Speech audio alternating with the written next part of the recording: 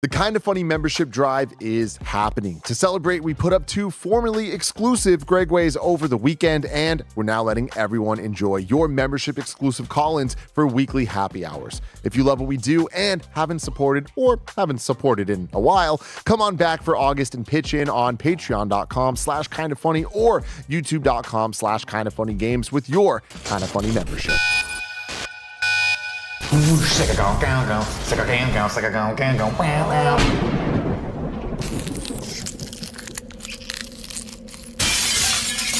What's up and welcome back to Kinda Funny's Twister in Review. That's right, we're ranking, reviewing, and recapping every Twister movie as part of the Disaster Cast, aka the Geostorm podcast.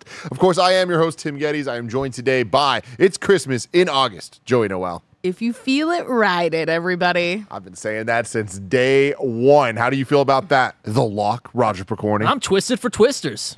I don't know what that means. We also have the producer/seducer, Nick Scarpino. Hi, Tim. Hello. Hello. And from sunny Los Angeles, they just survived a disaster of their own. An earthquake happened today, everybody. It's James and Elise Willems. How you doing? We have to help, Elise. We have to help, James. Elise, we have to help.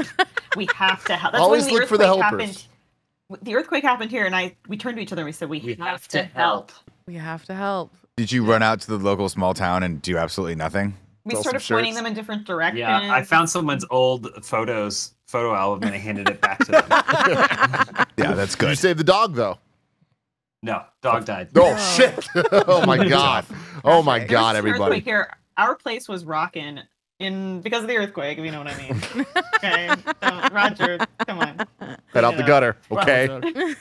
Of course, this is Kinda Funny's In Review. Each and every week, we get together to rank, review, and recap different movie franchises. I'm going to be on my honeymoon in Mexico next week. So while I'm out, this crew of people is going to take it up. And I was like, what do you guys want to do? And guess what? It's more Disaster Cast, everybody. We're doing The Core, the seminal classic from, what, 2003? I want to gosh, say. who could tell? Who could say? Who But could I will say? say, I mean, of course, I have a personal relationship, but this has to have a sponsored message to it because I have a personal relationship with Aaron Eckhart. Yes, of course. We talked one time at Comic-Con, and I told him how much I love The Core, and he said, I'm sorry. Yep. So Did I you just see want The Core everyone in to know. theaters? Asher, I did. Yeah. Of course you did. Of course you did. I fucking did. Next week, we will be doing The Core, and that sounds like it's going to be a blast for everybody involved. It does not include me. But if you like other movie franchises, that's cool. They're all out there for you as well. Of course, we just did a whole bunch of the Deadpool movies leading into Deadpool and Wolverine. After this, in a couple weeks, we're going to be doing Beetlejuice, which I'm really excited about. I've also never seen that. Yeah, so that should be a lot of fun. Joey, do you just have notes from this movie? So here's the thing. I went and saw this in LA while I was out on assignment, and I had a lot of thoughts about the movie, and luckily I was at an Alamo Draft House, so I just took notes on the order cards so I wouldn't forget anything. I love Here that. we Because are. they wouldn't let me take out my phone, which I love I that. appreciate. Yes. But today we are brought to you by Monster Hunter. Now, we'll tell you all about that later. And if you're a Patreon supporter, you don't need to see the ads at all. Shout out to our Patreon producers, Carl Jacobs, Nathan Lamoth, Karen Lindner, Fargo Brady, Alex J. Sandoval, James Hastings, and Casey Andrew. We appreciate you all so very, very much. Is this the first in review that you won't be on? No, I missed Wonder Woman back in the day, like 20, whatever the hell that was, because that's when I had my eye issue. Yeah. And I was getting lasers. Tim had laser eyes. Laser eyes. Got all Wondering. fixed. But yeah, so I missed Wonder Woman. But yeah, I think that might be the only one I've ever missed. I think I might actually no, I missed a Toy Story. Toy Story 2. Oh, that's a big one. It is a big one. That's a big Love one. that one. Well, That was back now in you the have day. The trifecta. Yeah. Missing the core. exactly. We're talking about Twisters today, though, everybody. Released on July 10th, 2024. Directed by Lee Isaac Chung. Chung gained fame for directing the semi-autobiographical film Minari in 2020, which won a whole bunch of different awards, including the Golden Globe for Best Foreign Language Film and nominations for Best Director and Original Screenplay at the Academy Oh Awards. man, that movie was really good. Yeah. Yeah, that was the Stephen Young movie Yeah. about the family that moves, immigrates, and they're farmers. God, it was really good. And then in Man. 2023, he What a directed an wildly different episode movie this was. of The Mandalorian, Season 3. There's a lot of interesting things, though, about the history of this, Joey, that I feel Okay. like you, out of everybody, will Oh. appreciate. This is So in exciting. June 2020, Universal Pictures announced it was meeting with writers to develop the reboot of Twister, with Frank Marshall attached as a producer and Joseph Kosinski, who would go on to direct Top Gun Maverick, in early negotiations to be director. Around the same time, the studio rejected plans for a different follow-up, a sequel that Helen Hunt wanted to direct. Direct. Yes, that version, and Bean as well. That version written by Hunt, Raphael Casal, and David Diggs, who collaborated on the television series Blind Spotting, would have followed an all black and brown storm chaser cast, members of a rocket science club at a historically black college and university. That's cool. But then in 2022, they're essentially like, no, we're not doing that. We're making this movie. But that's why Helen Hunt is in Blind Spotting. Oh, it all comes together. This makes sense now. That's so cool. Blind Spotting. And then eventually they did go back to Kaczynski to direct this, but then he said no because he has to direct F1 coming out next year. Which also looks dope. Looks like a freaking banger. Yeah. Can't wait for that shit. This one, though, has a runtime of 2 hours and 2 minutes. The music was done by Benjamin Wallfish, who's contributed to over 50 feature films since the mid-2000s, including Blade Runner 2049, him and Hans Zimmer, the Big Z, getting together. Shazam, It 2, The Invisible Man, and Hidden Figures, which he won a bunch of awards for. He's also doing Alien Romulus. I'm so pumped for this. Figures? I think Yes, he was. Yes, Glenn he Powell played was in Neil Hidden Armstrong, Figures. I think, or something like that, right? Wasn't he one of the... Yeah, I think He was one of the astronauts. Yes. Yeah. Yes. This one has a budget of $155 million and a box office so far of $310 million. Movie's doing really well, so well that they're actually bringing it back at the end of this month in 40X because the people have demanded it. What a shame we didn't see this in 40X. I'm so it's also pissed coming to off. streaming tomorrow. So everyone's so strapped in. funny. Perfect time for the in-review launch. Yeah. It's almost like we planned it, everybody. Waited one more day. Have one more day, everybody. So last week, we talked about Twister 1. We talked about all our feelings of it. And James and Elise have already seen Twister 2. You guys, I'm tongue twisted, everybody. But y'all kind of gave the impression, without future spoilers, that this one might not have hit for you. So I want to start with you, Elise Willems. What'd you think of Twisters?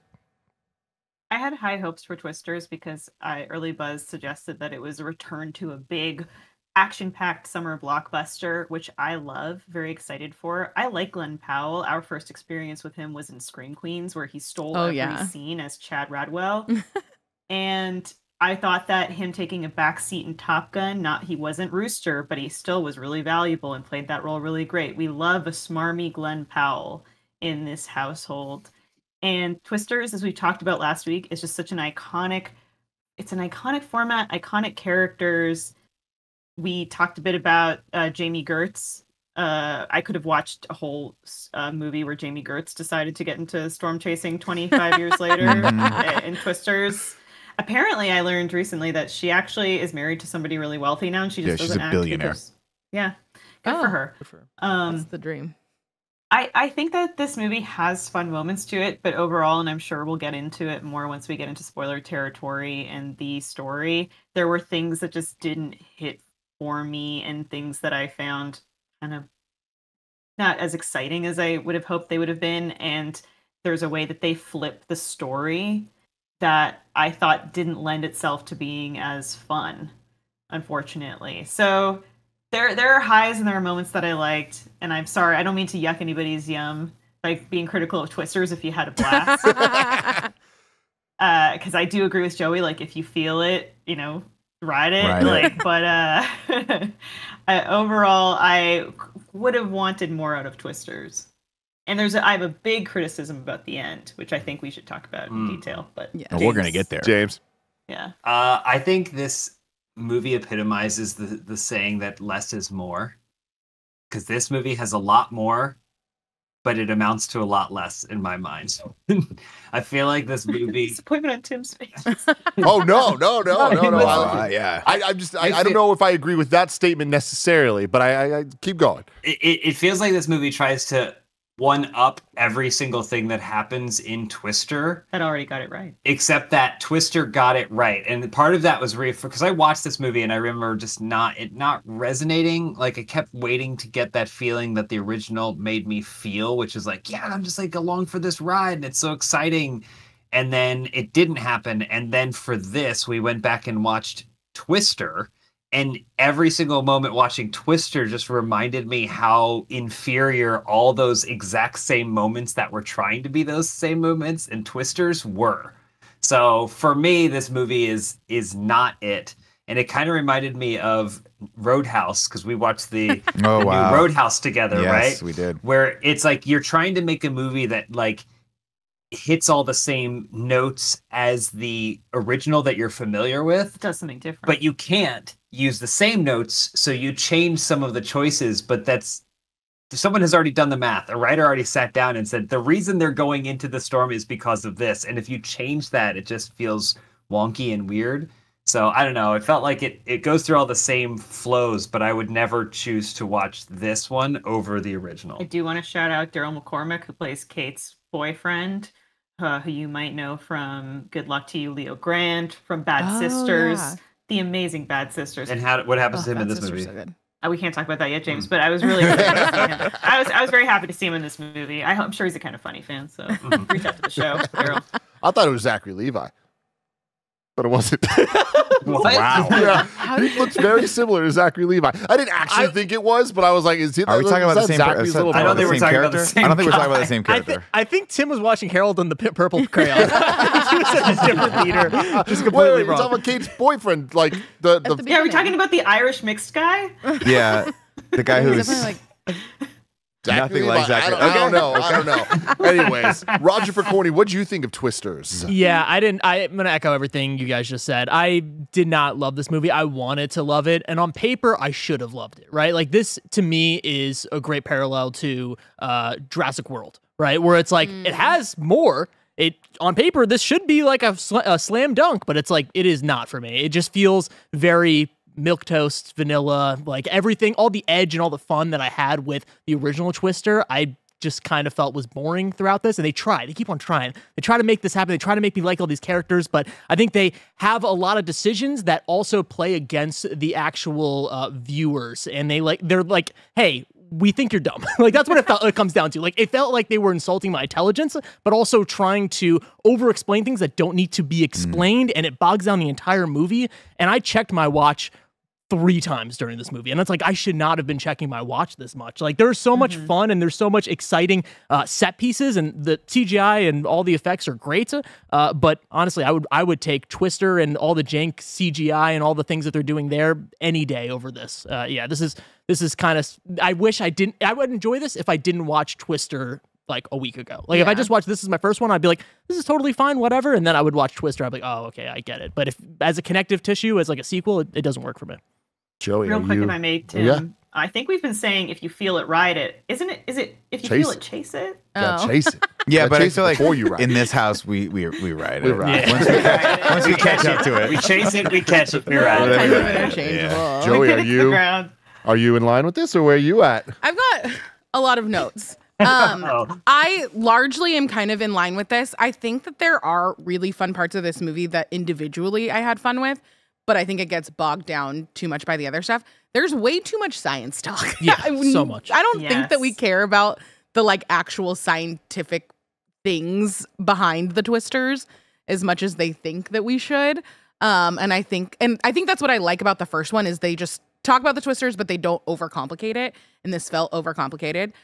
There's way too much licensed music, which is a weird criticism to make, but I felt like they were trying to make all of these moments happen with like songs, I guess because they're doing the like licensed soundtrack tie-in, but I just felt like it was like kind of distracting because I largely didn't care about it. Too much explaining, fire tornado. Paul Scheer is in this. Yeah. Yeah. I also didn't feel like the tornadoes felt as menacing. They didn't feel like a character the way that they did in the other movie. And I think it's the problem, of like just because there's more of them doesn't mean that it feels more scary. I It liked didn't sound like wild animals like they did in the first yeah, one. 100%. I liked the flip of her being on like the corporate side and like kind of having to figure that out. I thought that was like kind of fun. I did not like the YouTuber aspect of it. Oh. I thought that it was like really cheesy, and I think that like camera version of Glenn Powell was less interesting than the actual relationship he had with like Daisy Edgar Jones and the way he did stuff off camera. It just felt like a little bit annoying to me. And oh yeah, I wrote down over explaining the tornado stuff a lot. So clearly that was something that I thought multiple times during the movie. I liked Daisy Edgar Jones. I like Glenn Powell. I just didn't care about the side characters as much as in the first one, which I think is also hard because watching that one, I had connection points to Connor from Succession, but at that point it was Cameron from Ferris Bueller and the other person whose name fell out of my brain. Philip Seymour Hoffman. Thank you, Philip Seymour Hoffman. So I think having those like noticeable or not noticeable, but more established side characters, I think maybe helped with that. And yeah, I had fun for the fun parts, but those were, I think, fewer than the it was fine parts for me. Nicholas? I think I'm pretty aligned with everyone on this. I think the movie just missed the mark. It's not bad, and I think if this were free on a Sunday on Netflix, I'd watch it and I'd be like, that was pretty fun. That was worth my time. But I think that it's an uphill battle to try and to build off of or remake Twister, which is a classic, and it's not only a classic, but it's a Spielbergian-esque sort of magical film that probably shouldn't have worked as well as it did, but largely based on the strength of how well it was shot and how much we love the actors and the characters that were in it. It really made something special and something cheesy and magical and fun, and a movie I look back to fondly and watch often. This one is, Roger kind of hit the nail on the head. It on paper, it's got everything that it should have, but it just falls short. And I think a lot of that has to do, honestly, with me, with the lack of chemistry between any of the actors that are in this. I think the only two actors that really had any sort of dynamicism, is a word, would be Daisy Edgar Jones and Anthony Ramos, who I think had scenes that I really felt like they were actually friends and had this rift between them. Glenn Powell continues to be hit or miss for me. And it pains me to say that because I want to like Glenn Powell so much, but I just feel like he comes off as kind of wooden more often than not. I don't find him to have any chemistry with any of his leads, with the exception of The Hitman, which might have been one of the hottest fucking movies I've ever seen in my life. Definitely watch that on Netflix. Turn the lights down low. You'll thank me for it, Tim. No, that's a Saturday afternoon movie right there. Oh, wow. But this was the same sort of kind of quasi criticism I have with him, in even as when he was Hangman, which was that he was perfect as Hangman because all he needed to be was that sort of cocky asshole. But anytime we try to add more dimensions to any of these characters, I just don't think he ends up pulling it off. Contrary to that, like a Ryan Gosling in something like The Fall Guy, which didn't love the movie, but his chemistry with Emily Blunt is phenomenal. I mean, we just watched those two sit and have coffee at a Starbucks for 2 hours. So I think the sort of love interest aspect of it that kind of felt shoehorned in and completely unnecessary, along with all the other characters that were in her sphere, I think really bogged the movie down for me. But I enjoyed it, and I enjoyed the actionness of it, but it ultimately is going to be forgetful.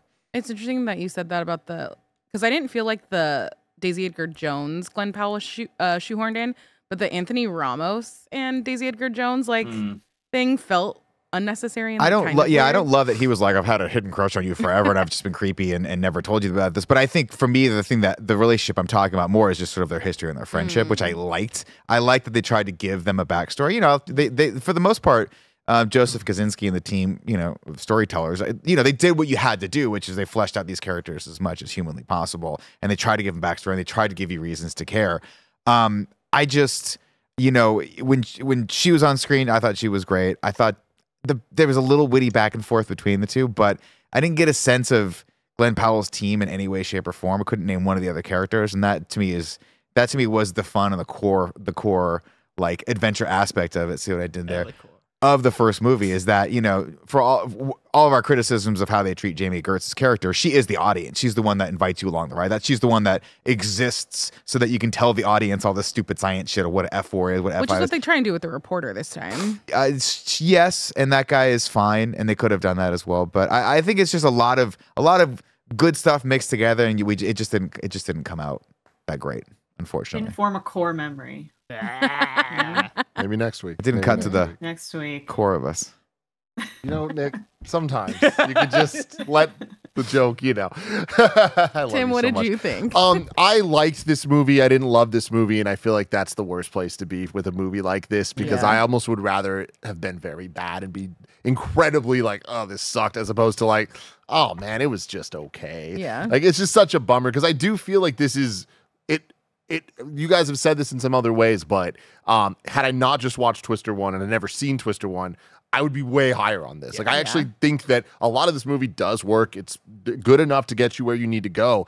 But the part that I disagree with of what James was saying is like, I just don't feel like this movie's more. I feel like the first one was more. I feel like the set pieces, like the tornadoes were scarier. They had such a better escalation of twister to multiple twisters to now a fucking house is rolling and all this. This one kind of just felt like it's always the same thing. And then there is the fire tornado, but they didn't really do anything with it. And like, I contrast that to the like tractors being thrown as they're driving. And I'm like, how did the 1996 movie have way more like compelling and crazy over the top set pieces compared to this? Like I was severely let down by how big this movie went because Tim, you can felt go small. you can go inside the tornado now. Like that's a big And deal. you can shoot off rockets. Yeah, exactly. But I feel like in the last movie, there was the scene of the car kind of in the suck zone and it's just getting spun around and like in the center of it. With this one, it's like when they're in it, they're just kind of looking up and They shooting got rockets. the drills though. Like I love the drills.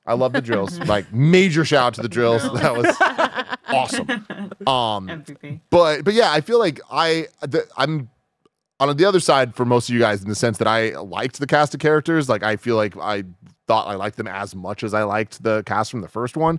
But I just feel like some of the decisions and like the movie of it all just made them all less important. Like I love the scene from the first one of them all listening to different songs in their cars, and they kind of do it in this, but it just feels modern and blah. It doesn't feel special and like we're watching a movie. It kind of just feels like, all right, this is a modern day like piece of content that we're watching as opposed to that Spielberg magic. And I think the score has a lot to do with it. Like the score, the first one made it feel like this magical, every single thing on screen is backed up by like whimsy and like something. And then when the tornadoes come, it sounds like lions and it's like they were characters and all that. This one's just like, all right, there's another set piece. And a criticism I had of the first one is it felt like every time they set out to do something, they would fail at it and not take it seriously enough because they were in a fucking tornado. And I feel like the same thing's true with this one, but like the beginning of this movie, it doesn't set the stakes the same way the first one did. The first one starts and within 5 minutes, I'm like, oh my God, I'm strapped in here. When this one started, I was just like, oh, well, that was a choice to kill those characters like that, I guess. I really don't care about this. And like, that's, again, not a great place for me to be. I think the most scathing thing Tim Geddes could say about Twisters is it's coming to 40X in a couple weeks. And you're not going to go see it. And I don't have any inclination to go see Zero. it. Like That's a bummer. now you could convince me, Joe. You can convince me, but I'm not going to be the one pushing So it. easy. I'm not Yeah. going to be the one like we got to freaking do this, And that's I think like the Yeah. worst thing about it. yeah. I will say, And we I, go ahead, James. Oh, I was just going to say something real quick because I think Tim, you and I agree. When I say this movie less means more, that's in defense of the original Twister because they put flying drones, flame tornadoes. The opening, she loses 4 people she Glenn cares Powell's about. belt buckle. Like the scene is 3 times the scene is 3 times as long. They go into a tornado, they shoot stuff, like they do so much more stuff. But when you look at it, you're like, none of this is nearly as important as just that Some Bill of all Paxton and these Helen Hunt parts. driving down a road. Yeah. Totally. Like Yeah. it's way more compelling. And I think we're all in agreement that Maura Tierney character, while she was great, loved to see Should her, have been was Helen probably written for Helen Hunt, Yeah. right? Yeah. Easily. Absolutely. And she So just that's probably so didn't weird. wanna Well, there's we'll get into it, but there's a lot of stuff in this movie where I'm like, is this connected? This is connected, but it's not connected. Like, well, they have one of my- Dorothy. Yeah. They have Dorothy Dorothy, but 5. it's never explained why. And one of my biggest things is that this whole movie, like, Twister ends and you feel like we beat tornadoes. Yeah, we did. We That's got it. 'em. We We beat figured it out. We got the data. We got all the It's data. on the- We got it's- all we the got all the data. data. Yeah. We can beat its Pepsi tornadoes shape. now. And then in this movie, taking place 30 years later or whatever, it's like tornadoes are a bigger They threat got than worse. ever. So the only way we can stop tornadoes is by stopping a tornado with rockets or whatever. And I'm like, also they're building these communities that have trolleys in them in Tornado Alley? Like, I'm like, there's so much shit that's so way worse. You know. Interestingly enough, this movie does not make climate change part of the narrative. And something that I was reading about, there was like a Hollywood Reporter piece or something about how a lot of these big budget blockbusters are now avoiding some of these like just bigger messaging, controversial topics. Controversial, but they're just like, audiences want to come here and turn their brains off, have a good time, not focus on some of these bigger themes or messages. And so they actively they were conscious that this is something that people would think about with like tornadoes getting worse, but they made a deliberate effort not to make that part of the plot. Apparently. Ew. That sucks. Yeah. Anyway, There we go. I will. I do want to give one positive shout out to David Cornsweet. Sweat, is that how you say his last name? Superman, Who I have not seen in any films Me or neither. TV yet, and he popped up, and the two people next to me were like, oh, "That's Superman." I was like, "Oh, that is Superman," he and he is fucking Javi's- tall. Yeah, he was like the weirdly evil What corporate guy. did I call? I called him like Henry Cantville. Cantville. Damn. I didn't know he was Superman. That's Superman. Well, that's so funny because Gia looked at me and she goes, "That guy looks like Henry Cavill." And I went with somebody else who also did not know, and he was like, that looks like a knockoff Henry Cavill. So funny. Here we go. It's- DCU. Store-bought. I'll say, obviously, when they recast him, I've never been a huge Henry Cavill fan in the role. I think he's like a Glenn Powell for me, where it's like he looks the part, kind of sounds the part, but I've never seen him sort of be less than just one-dimensional in this. I'll tell you what, this David Cornsweet guy, though, he's doing it for me so far. He can play an asshole. If you can play an asshole, you can play a Superman. That's how it goes. That's how it is. I don't know where you're coming from with Glenn Powell. I love that man. I love him in everything too. I've seen. I think I he's loved it enough that I charisma rewatched Set incarnate. It Up this weekend after I watched Twister. I Hell think yeah. I just don't think he's. I want to see him stretch and have a little bit more Watch range. Set It Up. I've seen Set It Up. Watch It's so Scream good. Queens. It's Have you watched he's the Scream exact same Queens? character as this as all the other characters. He's the same one in the not at Sydney all. Sweeney movie. It's just you can literally take him from any movie and plug him into the other movie. It's the exact same character. I He's understand- Hangman in everything he does. I understand what you're saying, but I think disagree. I like associate the issues with this character is not his acting, like just like the writing of everything about this character. I mean, sure, that goes into it again, but the vessel through which all that is delivered. Let's just put it this way: it's the writing of the first movie of Twister is not great. A lot of the lines are cheesy and they are bad and they are done as exposition. But it's the fact that it's Bill Paxton delivering them, and he's got charisma and charm, and he's weird and shouldn't be a leading guy. That makes that movie fun. I know, it's a hard thing to put. It's a hard thing to put into words. But chemistry between two characters is not something that you can just believe in. It just doesn't work sometimes. I think you have the nostalgia glasses on because I watched that movie and I'm like, I would never describe Bill Paxton as like having the charisma. You know what I mean? Like I was like, he's good. He's very good in that movie. He's fun to watch. Sure, and I think Glenn Powell is also equally fun to watch. I think he's fun to watch chewing up scenery and doing the Texas accent. And let me tell you one thing right now: seeing him in the white shirt, that's that belt buckle a is watershed working moment for me. It's crazy that he's not shirtless at all in this movie. It is really great. The tornado should have ripped it off. We're going to get to the plot, breaking down everything in full spoiler mode right after a word from our sponsors. This episode is brought to you by Monster Hunter Now. There's never been a better time to jump in and play Monster Hunter Now. The game allows you to embark on a global quest in the real world to track down and hunt monsters from the Monster Hunter universe with your friends. For a limited time, earn a powerful Mr. Beast sword and shield, the perfect starter weapon for new hunters via the Mr. Beast quest line. Check this out. Late for work. Then Monster Hunter. Now. Boring date. Then Monster Hunters. Now. Then. Now. Then. Now. Then. Now. Then. Not now. Then. Now.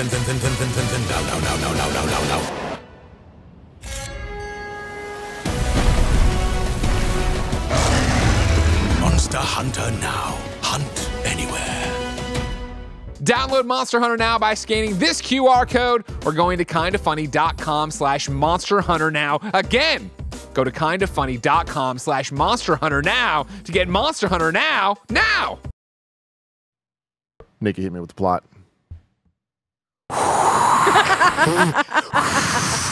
Plot. Hey everyone, this is the plot from Twisters. Now, you all were talking about this guy That's her boyfriend at the beginning of this. Yeah. What are your touchstones for this again? What was he in? Leo Bad Grand. Sisters. And 'Cause- yeah, good luck to you, Leo Grand. The one movie I He's a know him hunk. from Yeah. is he did a movie where he played a male escort and Emma Thompson hires him. Yeah, Isn't that that's Leo the Grant? Is that Leo Grant? Okay. Yeah. That movie was really good. He's really good in that. Everyone should check Yeah. it out. He looks He's like good. Zachary Levi. I'm just saying. You know what I mean? No. I don't know. We do not. Look at him. I Not don't, at all. I don't think I'm seeing it. I don't. Maybe Tim doesn't know who Zachary Levi For real? is. I thought that was Zachary Levi from mean, this Kevin, far. can we see a he side looks by nothing side? like Zachary Levi. It's just his Wikipedia picture is what Tim's looking at. I'm gonna Kev. What's this kid's I'm gonna name? ass at you right now. His name's that Daryl there. McCormick. Daryl McCormick. He's got a great accent though. The Irish accent fucking rocks. Oh, yeah. It does it. Look, we catch up with our main character, Oh, shit, Kate. that really does look like it. Thank you.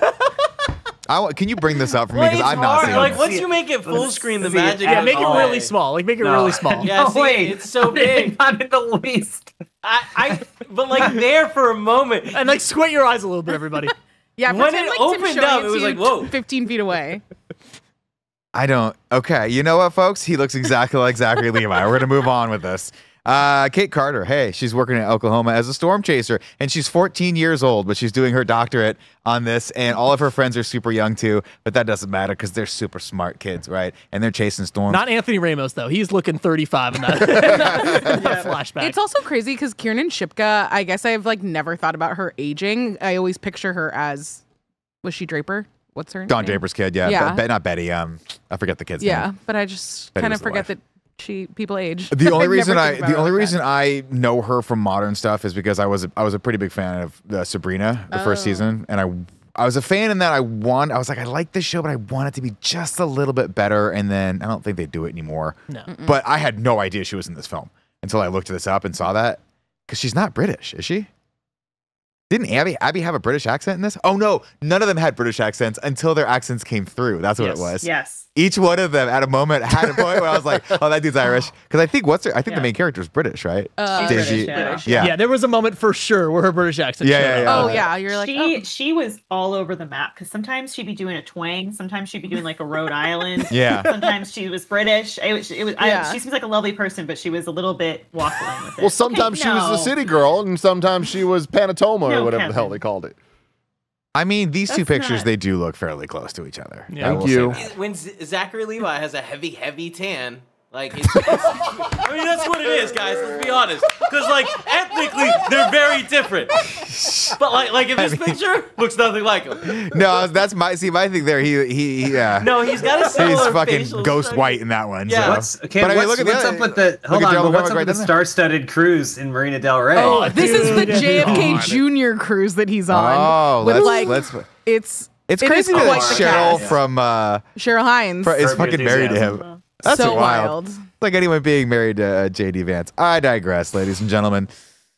Let's talk about Kate Carter. She may or may not be British, and she's in Oklahoma, and they're chasing storms. This time, though, and I will say, I think to their credit, they found some interesting, at least another interesting take of like, look, we already beat tornadoes. We beat Did we? figuring out when they were going to come, theoretically, right? But now we want to shut them off. And I was like, oh, that's an interesting, to me, enough way to get me into the story of saying, hey, there's more to do here. Yeah. This character's taking the work that Joe and Bill Paxton's character did with Dorothy. We see Dorothy, Also but Bill. then we're also doing this new thing where we're putting, well, I'm sure polymers that are going to wind up in my testes up into the water, into the wind, and it's going to kill the tornado. I think that's pretty cool.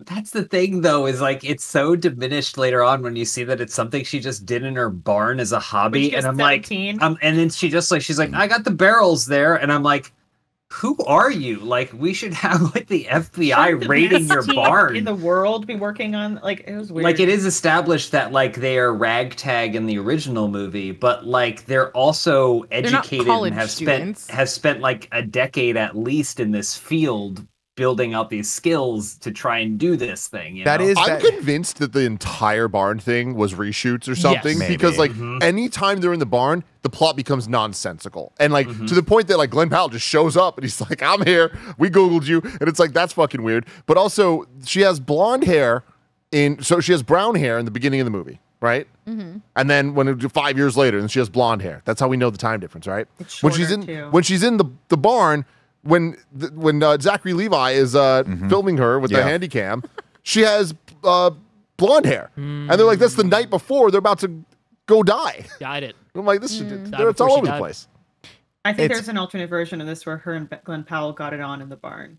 It's watch that. That was going to happen. On the smoke model.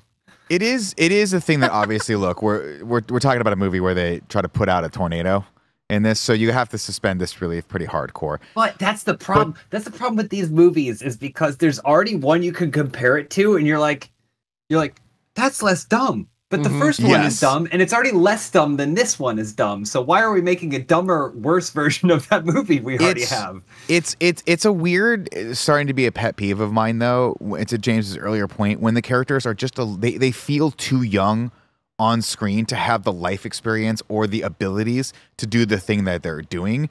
And then also, I don't know, that was a weird thing for me where I'm like, that's why I liked the first one a little bit more, because again, to James' point, Bill Paxton, a man on his second marriage, right? Joe, they've already been to college. They had grants. They ran a lab enough to have an arch fucking nemesis come out of the lab, and now this is like the tail end of their storm chasing thing, pushing into the new era. Whereas these kids are like 19 years old, maybe got a grant to buy all of this stuff that, again, would put them on the FBI watch list. They had barrels and barrels and barrels of anything, but it's weird. Anyway.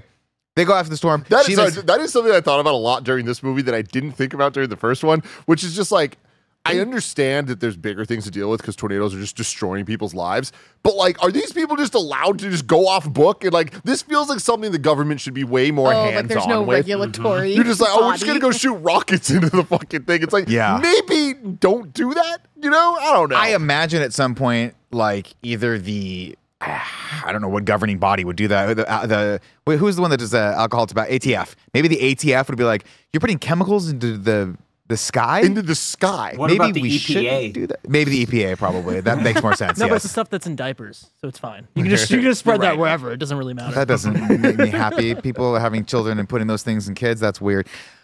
All right, so they go after this thing. She miscalculates. Everyone dies. Okay. Yeah. Seems like he could have also just gotten into the thing. Again, we have a Rose moment here, in my opinion. A Rose level. moment. Hey, he could have gotten on the fucking board too. Yeah. But he didn't get on the board. They He had to myth cut. busted that. No, they did it right, and they both could have when they myth busted it. They both could have. Yeah, even James Cameron came out and said, "I'm sorry, guys, I fucked up." this Yeah, they one could have up. gotten both on there, but then he was like, "But shut the fuck up," because it wouldn't have made for a cool movie. And then she's old and she lets go of that thing, and I was like, that could have funded research. That could have funded Bill fucking Paxton's research. Yeah. In Titanic. You're fucking for right. another year. That thing was worth billions of dollars. I digress.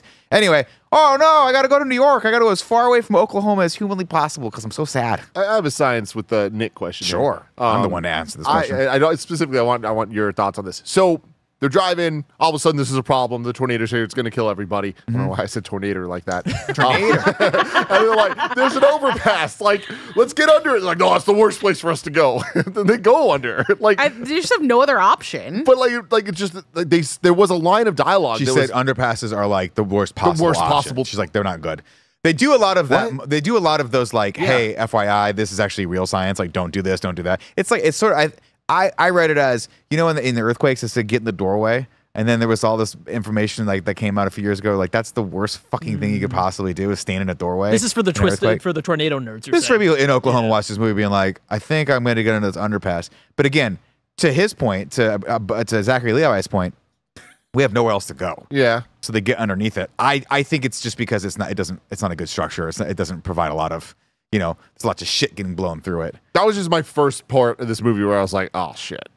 It's also the first part in the movie where there's shit that happens in the first Twister where you're like, this is not scientifically accurate, but it's fun for the movie. Sure. Because it's an adventure movie. Like them hiding under the tiny little rickety bridge and surviving that when the Twister goes over them. You just go, yeah, of course. They're the main characters. But I think the difference between a good movie that's fun and a bad movie that isn't is that in Twister, they don't go, it's dangerous to be under this rickety bridge. It's not exactly the best place to hide, but we're going to hide here anyway. And then they do it like as a disclaimer to the audience, like, don't try this at home. Where this movie does it. If they just said nothing, they just ran towards the overpass and then they were all getting Well, but picked off one at a James, time. They're experts in tornadoes, so they have to know that the overpass is the worst place to go. We can't believe them to be experts unless they know that, but then still do it. But we already watched their experiment fail, so they're not that good either, you know? Like, Well, they're all dead now, and so They're all Javi, dead right? now. Kate- Except Javi, right, Nick? except for yeah, what's that? Well, except for Javi's Javi, who like was hanging 30 in- miles away. Truck. Yeah. which is important. I'm going to flag that later. He's very Very far important. away, and he let them all die. Really quick, the thing that threw me off in this intro that I think was like the first indicator that I'm not going to love this movie was the fact that they killed off so many people so fast. Like Yeah. in this first movie, it was like what, 2 people dying, that Yeah. 3 And people they're the dying. bad guys. It's Yeah, what we exactly. call- And then we had that. Yeah, there was so many people die in this movie in the beginning, and I was like, ah, shit. Like we're off to like they're learning the wrong lessons from the first movie. And This their is the deaths- stakes thing, yeah. Their deaths were not that fun. And, Yeah. that's a weird thing to say, but it's like, Man, I had a blast with Joe's dad got sucked up in the air. I was like, no, woo, but this for guy real, fucking like rocks. that was such a him on the door. Like it was so the build up to it. It was so silly. It looked so stupid, but it was perfect. It was Yes. movie fun. With this, seeing that one kid that was talking too much, the first one to get sucked up, he just gets sucked up, and I was just like, oh man, they're gonna kill them all, aren't they? Yeah. And then just one by one, then we see Sabrina like crawling up there. I'm like, she's fucking gone, dude. She just gets sucked up. Sabrina gets But sucked. when Zachary Levi is chilling on top of the fucking main girl, I'm just like, what are they even doing here? Because it did feel like a Titanic situation. And the way he gets sucked out, I'm like, how is she still okay? That's like, what I was wondering. I was like, he was holding on tight. You know what I mean? Yeah, he was he tight. would have ripped her off, dude. He's using those Shazam muscles. and That really, is what- they should have had belts. That's what saved them in the first movie. They had belts to attach themselves to straps. all of these various structures, and that should be the real takeaway from this movie. Well, that's the thing Let's do too. a Is like, carabiner or something. You know? well, that in the first movie also we did have that fun. Like they had those moments of levity and those moments of humor where they walk into the House of Horrors and he goes, "Nope, this can't Who are stay in these here." people? You know, and it's silly, but it's fun, and it Yeah. kind of works to defuse the tension and then build it right back up. Well, but Anyway, exactly. Well, I say real quick, exactly to that point, this movie only has one threat, and it is getting sucked. That is it. That's it. And it sounds stupid, but like you think that'd be enough. But in Twister, it's never that. It's what it throws back out at you. Only one person gets pulled up into the storm. Everyone else gets thrown. Something gets thrown at them or on them or that it makes it so fun because it means you can have farm equipment, you can have knives, you can have pieces of wood, you can have a hubcap, you can have all cow. these things. A cow. Every single person in this movie is just like, I can't hold on, and they're gone. And I'm like, that's so boring. yeah, and I think a lot of that went toward building out the tornadoes in the first one as the bad guy, as this ominous hand of God like monster, because it's actually able to attack you from multiple different directions and dimensions. But it can't get them in New York City, Roger. That's right, because they don't have tornadoes there. I guess they did once, but They then did once. Brooklyn. that was it. It was Now, in Brooklyn. I got to jump ahead a bit because my biggest disappointment with this movie, for the quality of this movie, there's one thing I know. I want more Twister, and I want them to jump the shark even more, and I want to just get batshit insane. And I was very let down that they tease us at the end of this movie where they're like, oh man, he's going to follow her to New York. And then they just don't fucking do it. I wanted them to go to New York, and this movie, they had lines similar to the first one. They're like, it's chasing us down. Oh yeah, They're chasing us down. They're coming for us. you want Twisters I want in them New York. to come to New York. They teased it. They're like, we got an F1. We're bringing a fucking F5 to New York City, baby. Twisters 3. That'd be fun, actually. I Yeah. think. I don't know I how. want everyone to feel personally targeted by the tornado. Exactly. The we cut final over, destination of Twister Yes. movies. and Kate is now working for this organization that's tracking. She can still. They didn't give us the title card with the what it first was, letters NSSL, whatever it was, underlined, and so this, yeah, I don't know who what I it thought was is. in space, and I still stand by that. We do have a moment where the big boss is like, Kate, what do you think of this? Is this? And she looks at the display for 5 seconds. She's like, that's gonna dissipate because she's the tornado whisperer. gets Some part of me likes that. Some part of me, course. she's been studying it since she was a kid, so I kind of buy it. But at the same time, I don't know. There's just something about a bunch of kids running around trying to fight tornadoes that makes me think it's a Ghostbusters movie. And then I hear Greg's fucking voice, and that just annoys me. She gets a visit from Javi, who's back from the dead. He's running a group called Storm Par. And he's like, look, we got some private funding, and I've got these radars, and I'm trying to map these tornadoes in a 3-dimensional way so we can really understand what's going on in the middle of them. And to which I would respond, didn't Dorothy do that? Isn't that exactly what Dorothy was for? And to which he would respond, yes, but we need another MacGuffin in this, or else we don't have a movie and a way to get our character back in there. he does the thing with the water, or he spins the thing, and he asks the person, "Hey, can I borrow that?" And it's just two things of butter. So I'm like, you don't need to ask. No, you just take You're it. at a And also, diner. him being like, check this out, and fucking spins the water around. And when the camera cuts back, it's like the tornado's gone in the water. Like, get a new shot of that fucking Not a good water. example. Not a good example. I forget whatever reason, she decides to embark on this journey with him. She goes, and this is where we start. We meet David Cornsweet, who's very tall, and just kind of a d-bag. And I like him in this movie, and it makes me excited to watch the new Superman that's coming out.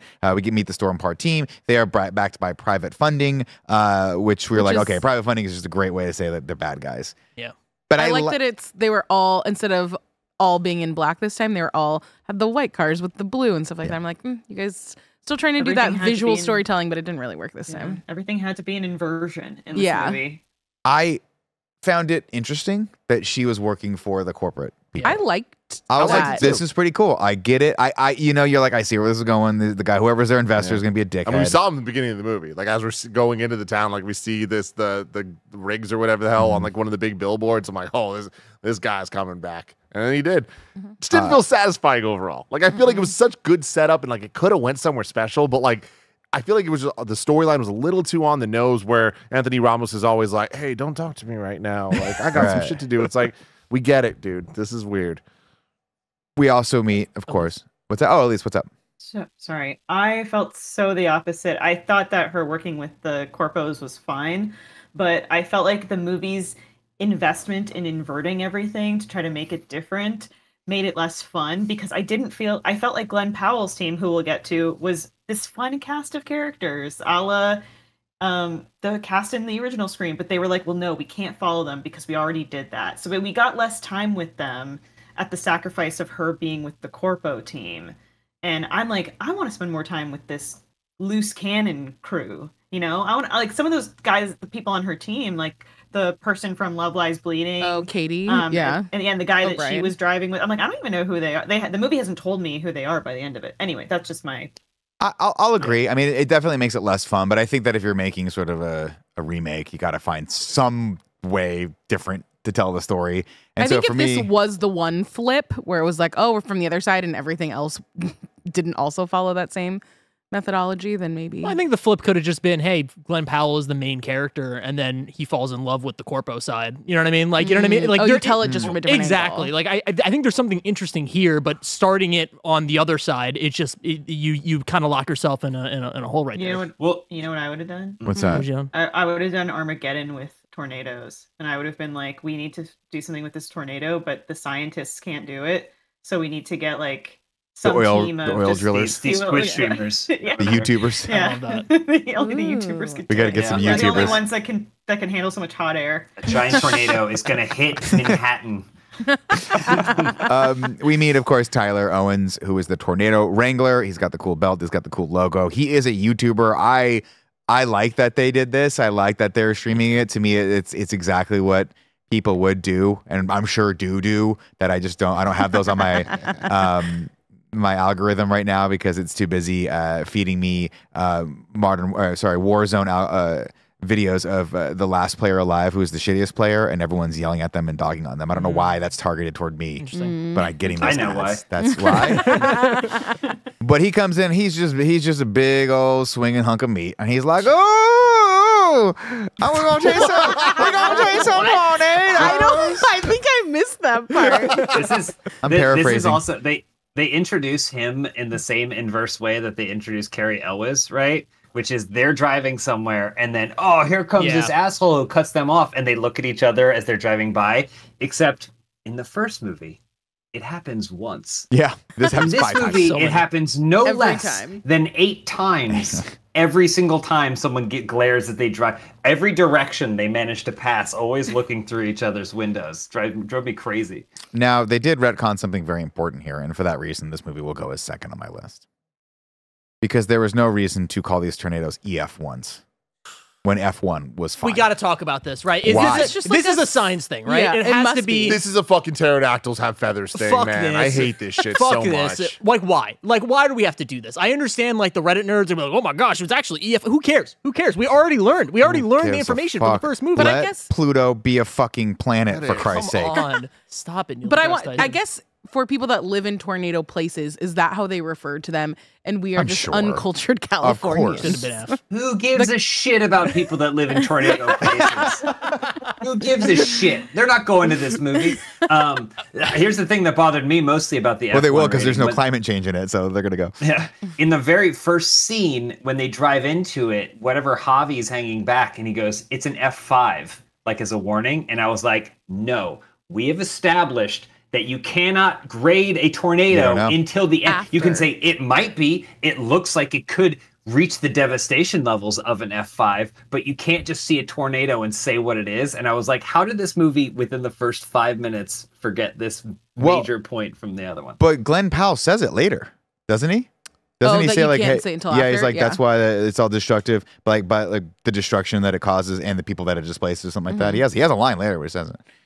We're not there yet, of course. We're going after our first one, which is EF1. Thank God tornadoes, by the way, when they hit in succession of EF1, EF2, EF3, EF4. Yeah, that's that's pretty very cool that they do that. convenient. Very cool. For storytelling. It's also very convenient that they hit exactly when we need them to, which in the first one, you're like, I get it, we're hiding the action. But the first movie felt sort of like, hey, we've got to do this because that's what you do with an 80s to 90s action movie. And it helped in that the scenes right when they were running just a little bit too long, like boom, there's another tornado. In this, man, she goes to her mom's house, spends the night. We got plenty of time. It feels so opportunistic to have the tornadoes happen when they happen. But there's one right here. She goes after it and has a panic attack. Yeah. Oh, yeah. He tells them all where to go, and then she's like, "We got to move, we got to move." He goes, "What happened?" And he's like, "Oh, okay." He covers for her, of course. Yeah. He's like, "Yeah, we just." Which screwed I up. We'll get enjoy. on the I next think one." that is really great. And they kind of ditch it after this, where she's just like, I guess after the first one, she's fine. Yeah. But like, I thought that was going to be a running thing throughout the movie of like, hey, I got some PTSD. We got to kind of deal with this. No, she's fine right after this. She's She totally needs to get fine. the first one, shake Totally it off. fine. and Yeah, it's she's fine. back It's at chill. it. Let's see. We got a satellite storm part chases aside from noticing it intensify. Geez, I'm trying to figure out. I think we go back to the hotel from here. Is this when they basically have the inverse of the scene from when Carrie Elwes is showing the townsfolk as cool little cubes, right? Isn't this the Right. flip of that? Oh, where and they they're see them selling selling shirts, T-shirts yeah. and stuff, and they're doing all those things, and then he sees that she's watching the weather, and then so then he goes and he like has a comment. He's like, "Who's this attractive woman who can also read the weather, but worse or better than me?" Right? And I she think tries that's to get him to go after the other storm. Yeah. That's the first. yeah, That's right. That's double right before reverse the and- first one. Yeah. That's the best part is because she's like, I'm gonna tell him to go east when we should actually go west. And then she's like, so you should go east, and then turns around and walks away, and she goes, we're going like she's like running, screams, slough.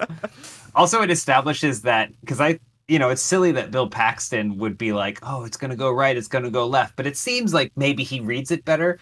They established that she has actual tornado vision.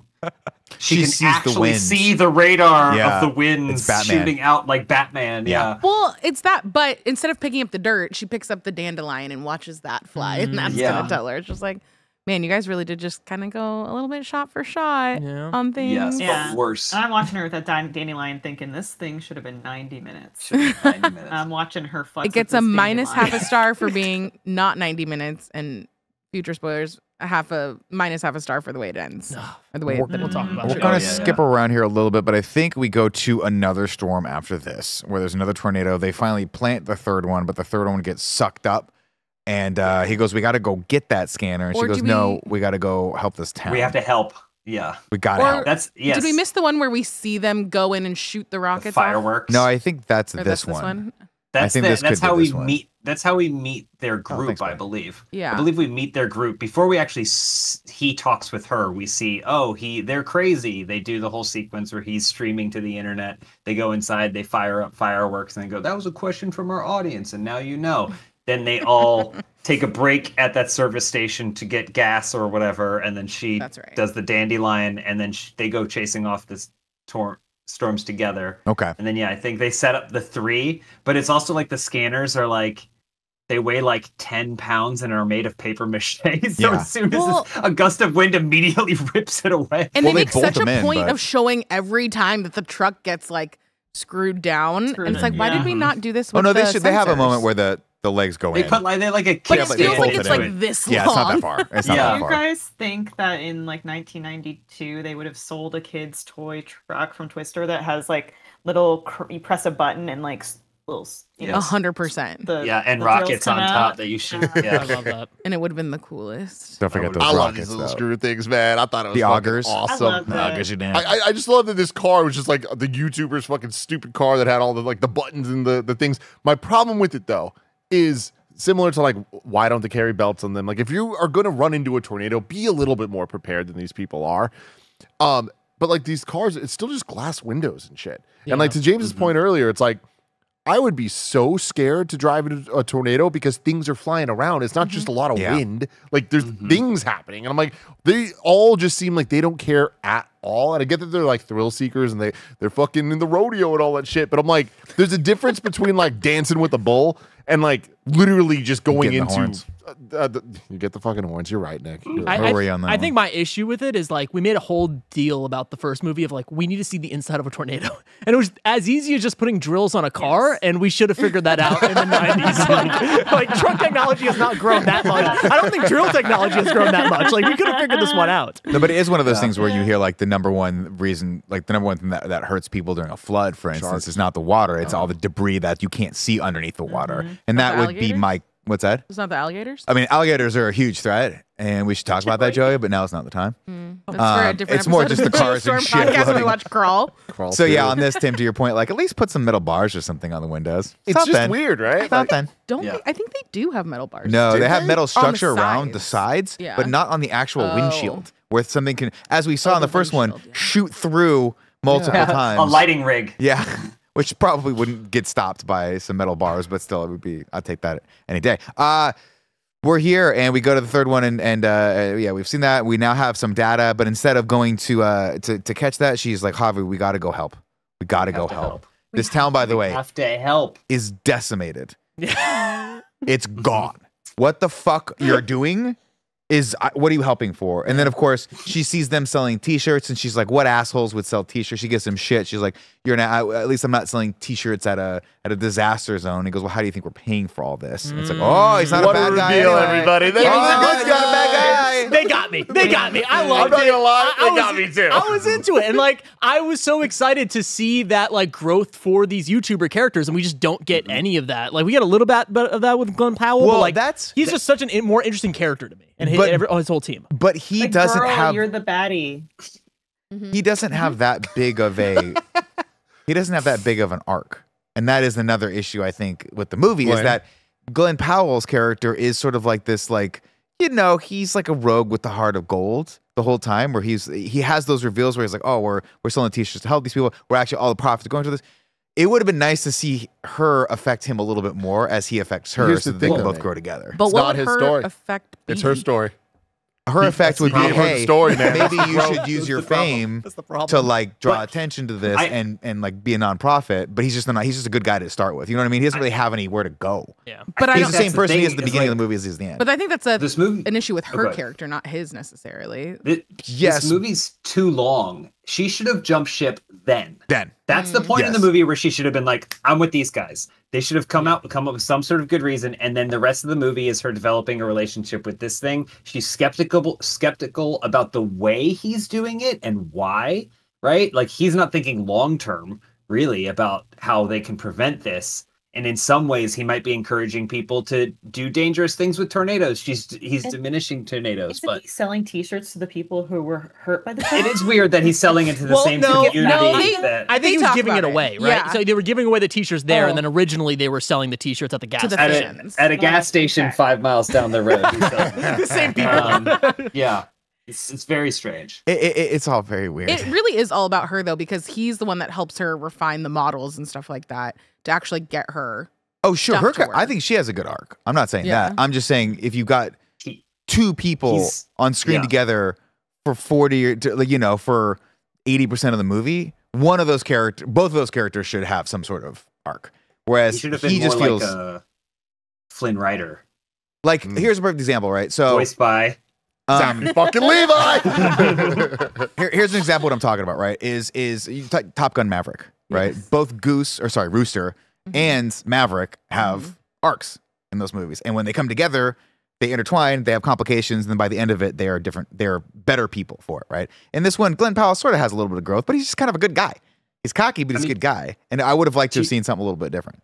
To your point, Hangman also has an arc in that film. That's one of the best things about that movie is that he is like, no, I got to be number one. And then at a certain point, he chooses humility.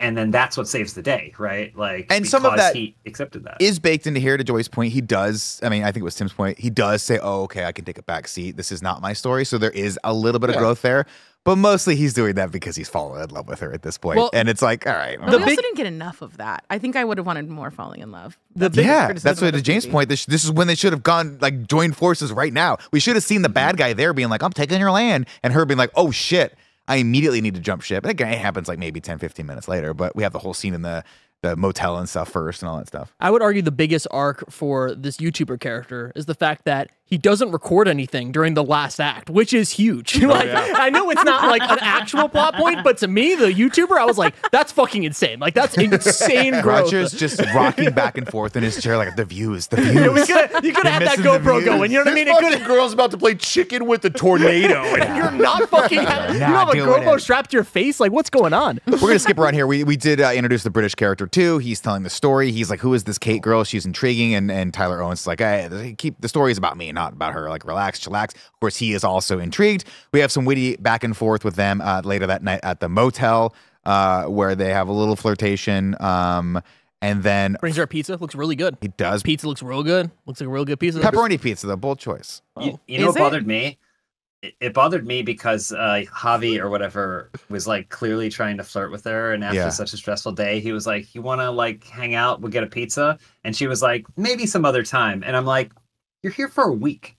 What other time? Like, could be tomorrow? Like, I don't understand." And then she gets a pizza with Glenn. Not cool. Not cool, man. This is not where he takes her to the rodeo, right? It is. Is it? I'm pretty sure it is. Oh, we'll just go there. This is a fun thing. I just love this because, like, I'm not a rodeo person. I don't know nothing about the rodeo, but it's like, hey guys, let me take you to the most American place in the world. The first shot is just like this fucking like little deer or fucking bull or whatever. Deer. It's a poor animal getting pulled. This is definitely Roger's first rodeo. There's no deer. But it's just like it was just such a jarring experience. Like, it's like, oh, this is so fun. It's like, get over here. Get over here. Sad. That's kind of what the rodeo is, though. It's sad. It sucks. It's like all American. All American. I think we might have learned also that the Marshall Riggs character, the bad guy, is actually profiting off these lands. I don't think she knows this quite yet, but she will learn it. So we'll just learn it now. She figures it out. And she's like, oh shit, I'm super conflicted about this. What are they using this data for then? So the data is they're basically, and correct me if I'm wrong, they're basically being like, hey, this is how much damage has happened to this area, and it's faster than whatever the EPA or whatever the government would do it. And so he gets the inside track on that and then goes immediately and buys the land. Now, why you couldn't just follow the storm and go right into the town and start knocking on doors? There's also like something with the me. builders too, though, right? And like he the wants to be able to insurance or whatever.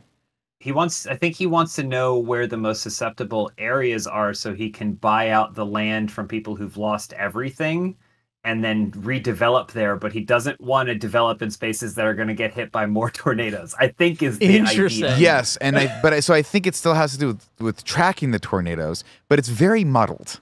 It is. Like, I don't think it works because he goes in and buys all this land for cheap to develop there, but if it is in fact the place, Tornado Alley, aren't you then risking your future development? Yes. And how are you getting...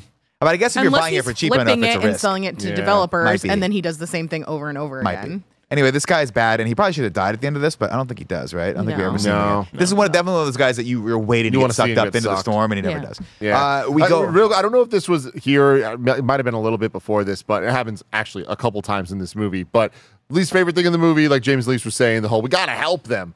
Get out of here. I don't buy it at all. Like, I understand in theory, like, what you're trying to do. Yeah. It did not work. It was just bizarre.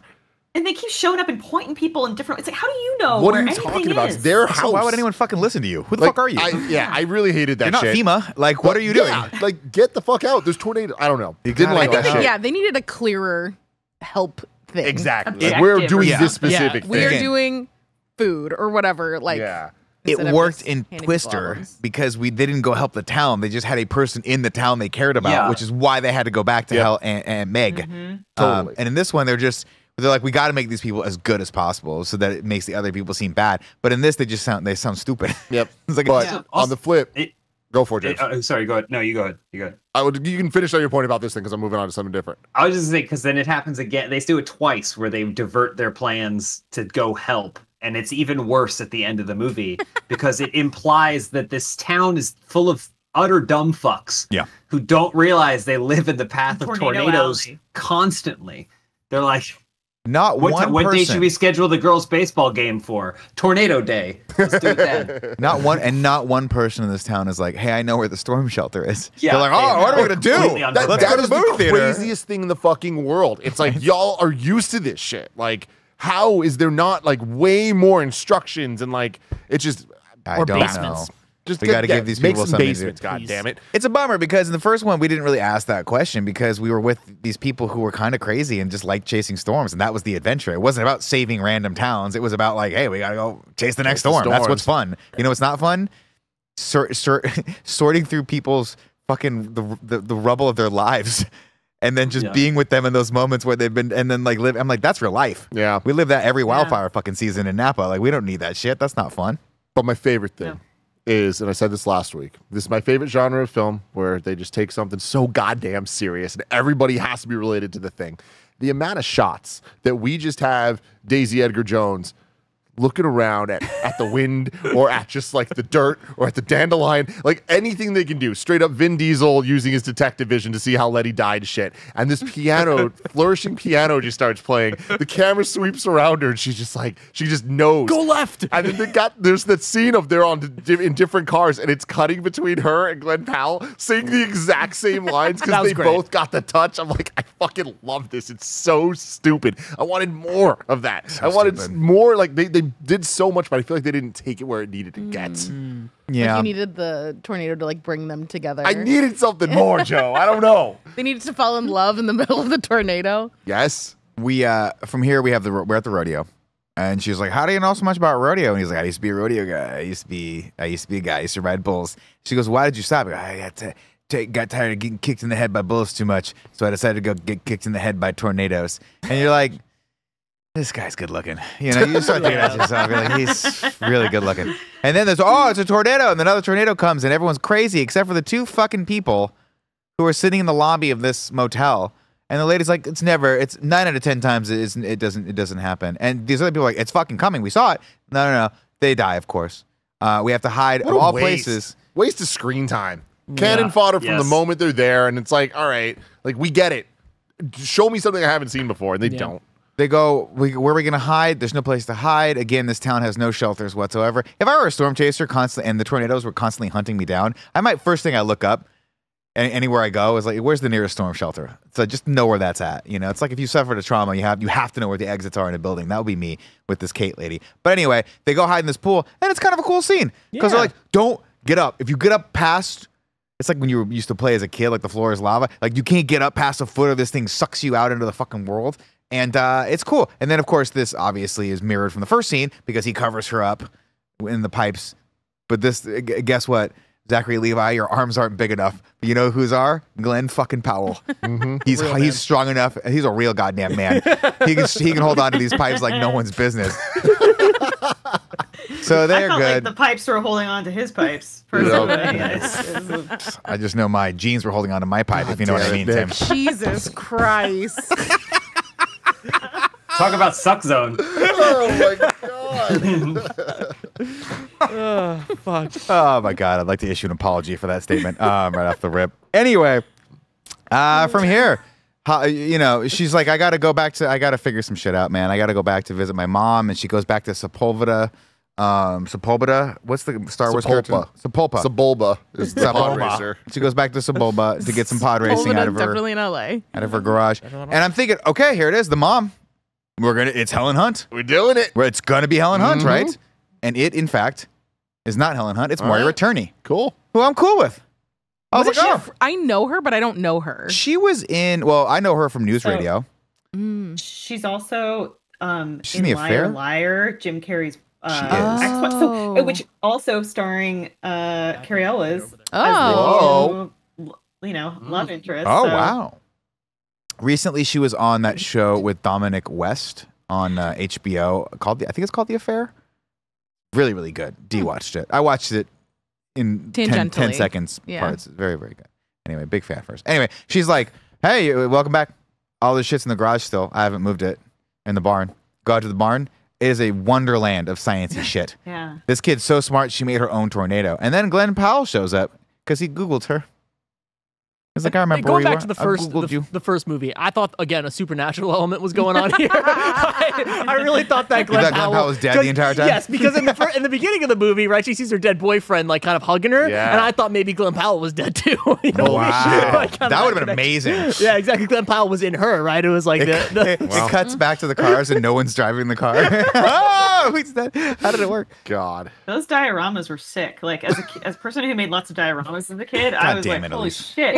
I would have loved this. Say things like that. Because they turn it on to show it works, and it's just like, I made my own tornado, and it like does like a little swirl, and then this tiny house just like tips over, and I'm like, it was so Very funny though, impressive. because why was it the So entire big. city? You know what I mean? It's like a middle school science project. I get it. There's a tornado. You don't need the miles and miles around it. Yeah. He looks through her data and he was like, hey, some of this is actually really, really good. And she's like, yeah, it didn't work. It didn't work. I got my whole team killed. And now I'm thinking, and I want to go around the table because maybe I'm the only person. In the beginning of the movie, the storm's like an F1, F2, right? That's why they go out into it because they think it's safe. Then she releases the particles in it, and then it becomes an F5. And I'm thinking she caused it. Yeah. That's what I thought, that too. I thought that too. And then I think they wanted that to be the case. And then they backed off of it because they were like, that actually makes her kind of a monster. If she killed, that actually kind of makes her, and that's what they could put her in jail for murder at that point, like and, negligence. And that's what I thought the bad guys wanted from her, right? Like I thought that they got they Anthony wanted to make the Ramos tornadoes to get bigger. her, so then she can make big ass Wow. tornadoes That and would destroy a make bunch sense. of things. That would have been Biological really cool. warfare. That makes sense though. That's what we should have had. Should have been. You drop this shit into a gust of wind and it makes an F5 tornado. That's a pretty cool concept. No, they wussed out on that. Governments, They wussed out. Militaries, governments. And instead, she goes, no, I just called it wrong and I got my friends killed. To which I would go, no, you didn't, because your friends knew the risk and you're not perfect. And this actually deflates all of the drama of your friends dying because you were a team. It's not like you know what I mean? I was like, oh, at first you killed him and maybe we go to jail for murder, but now I guess they backed off that. Well, there was the weird thing that I'm a little hazy on. I don't really, I didn't understand what the drama here was, but there was the two opposing forces of Anthony Ramos wanting one thing and her wanting another. And he was like, no, man, we got to do this for the data. And she's like, no, we got to do this for my science experiment or whatever. And I feel like that's why she was like, I should have just, we shouldn't have rushed this one. And I'm the reason that we got these guys killed because I should have just listened to my boy, Anthony Ramos. Yeah, but then it's dumb because I'm stupid and I don't think that the process is any different. Yeah, what is the difference between releasing Dorothy and the fucking things? They're right next to each other. Yeah.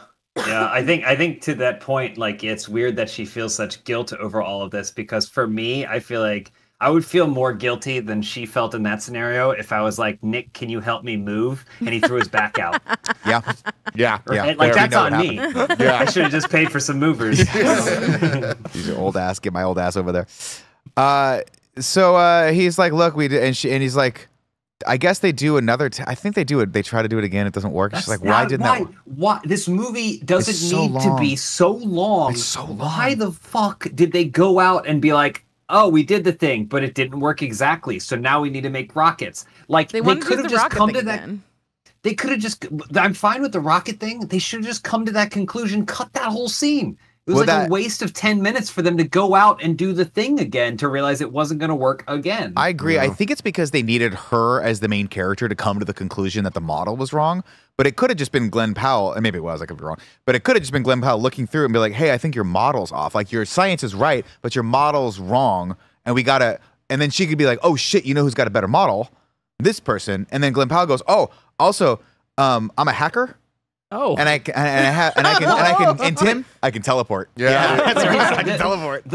He has the whole thing of shooting the rockets up. They should have done some sort of thing I mean, this is a bad version of it, but where he's like, "Oh, my rocket video hit 1 million views," and she's like, "Let me see that." Yes. And she's like, "That's how we could have gotten the things." And clearly, it needs some sort of like an insertion device. Projectile, And that's kind of what happens in the first movie, right? Like it is within like of them chasing a tornado, and then like, oh shit, That wait, the that idea wouldn't occurs even to the sculptures, exactly like yeah. it wouldn't go up. Like this is how we figure it It's out. supported, and I think a lot of this has to do with the fact that they were like, no.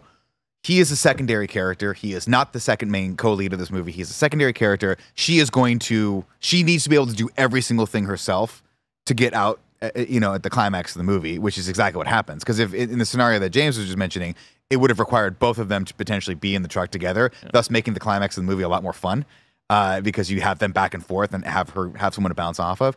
I really think the only reason why they had this next scene where they had to fail again was to put her in the cool fucking photographic harness thing so that people could cosplay as her. Dude, And I'm all so for it. sick. It's pretty sick. First I saw that in the theaters, I was like, why is she bringing a gun to a tornado fight? When I saw that trailer.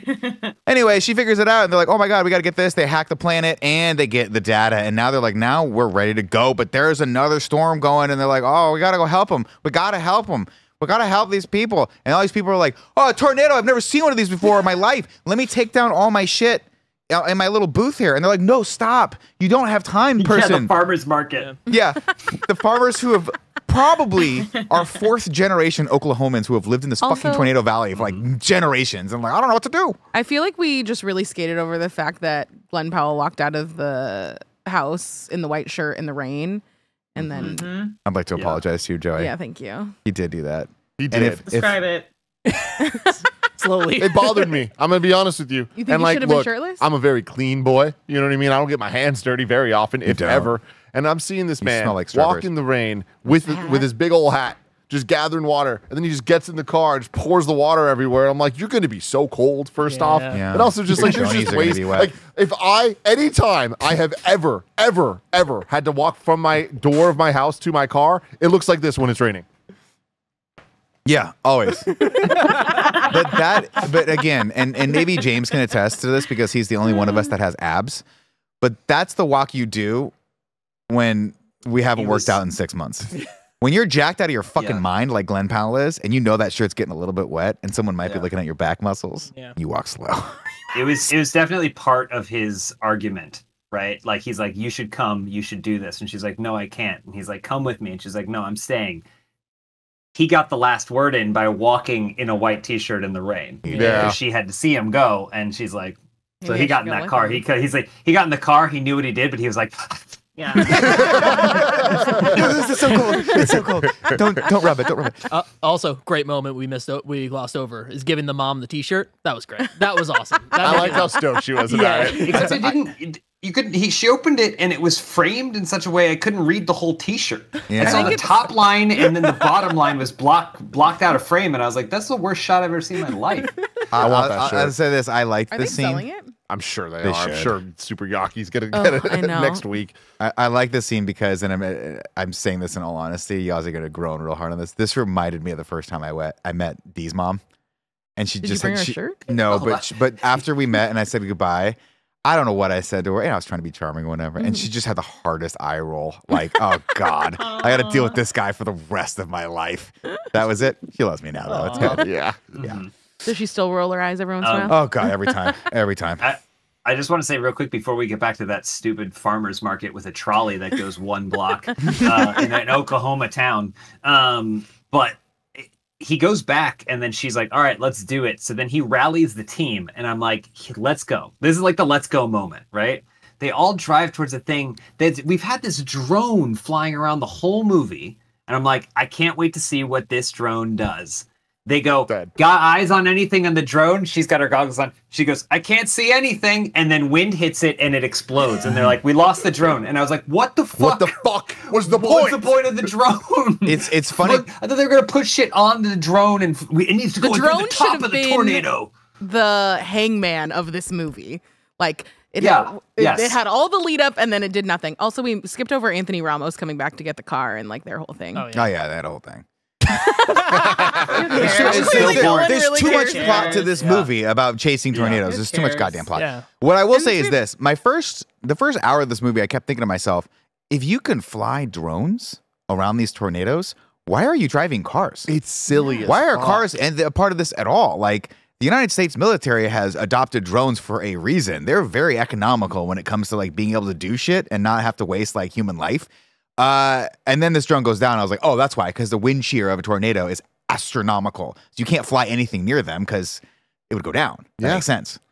The rules of the wind are pretty weird, where it's like, I like that they tried to establish like, just get low, you're gonna be okay, you know? But it's like cars are just getting freaking pulled, but this little drone's totally fine for some reason. But like whenever people stand up in the pool, they just get sucked out. But he's like, get down. I'm like, I don't know that would make that big of a difference, but I'm also not a scientist. So it's the suck zone, Tim. The suck zone. You're right. It's wider in a pool. Yeah. So everything goes crazy, and we're gonna skip to the end here, folks. Well, because hold on. No, we can't skip to the end. Because we have to talk about the flame tornado. Of course. Because this is the embodiment of the whole movie in my eyes. They're going ahead. They get stuck for this one. The Corpro car, Storm Pro or whatever. Storm Par crashes. Dumbest name if I of all recall, almost no reason. Right? Like they just lose control. He's like driving. I don't see a tornado. Tornado. It's like a scene from Wet Hot American Summer. Crashes. They're flipped upside down. They can't get out. And then you see, oh, by the way, a oil refinery just appeared. And they don't have any fail-safes for tornadoes either. So they were just still trying to pump as much oil as possible as the storms rolling through. You gotta get yours. Tornado blows it up. And I was like, this is all dumb. But if it's to get us to a flame tornado, I'll take it, right? Like, I will make those conceits for cool shit in movies. Flame tornado happens. Oh my God, flame tornado. The tornado doesn't touch anyone and then flips their car back over and then they drive away from it. Yep. And then there's nothing comes of it. And it I'm was like, the biggest letdown. what was the point? Yeah. I couldn't believe it, because when we see the setup for Flame Tornado, I was like, here we go. Yeah. And it almost feels like even the characters aren't acting like there's a flame tornado. You know what I mean? Like, if they were like, okay, cool, I'm used to tornadoes, whatever. When the whole fucking thing is on fire, there needs to be some level of escalation of their fear, or they're like, what are we going to do? They felt so in control of this entire thing. Yeah. Their car flipped upside down, and it was just like, this was supposed to be the moment of the movie that I was like, oh my God, I am so excited. I was not excited at all. I was bummed out. Well, and like, look, I know we've evolved as filmmakers, but you know, these movies are largely on the nose, and allegorically, when the bad guy does something bad, like, I don't know, help someone capitalize off of tornadoes and buy homes for fucking dirt cheap and screw them over, he's supposed to fucking die. And I know the Anthony character, blame him. Yeah, I know that character is like, you are sympathetic to him because they do a good job of setting up like his perspective, and he's a good guy who's just done some things that he felt he needed to do to like do better things. But the Superman character, Cornswabble, yeah, that dude's a piece of shit. He should have got sucked out of the glass and just sucked up into the thing with the other guy, and he doesn't die. The flame tornado. He should have gone in the flame tornado. Skin. What are we doing? He got left on the side of the road. It's pretty close. What's the message we're sending all the young tornado kids today? You could be an asshole and still live? Come on. I hated his character because I thought the whole movie, like, he was fine for what he was, where he's just kind of like the stoic, serious guy that's taking his job really seriously. But when he does the turn, essentially, of just him being like, no, I don't care about the people. It's like, I don't buy this. I don't buy this for this character at all. It's not that I don't buy it. It's that if this...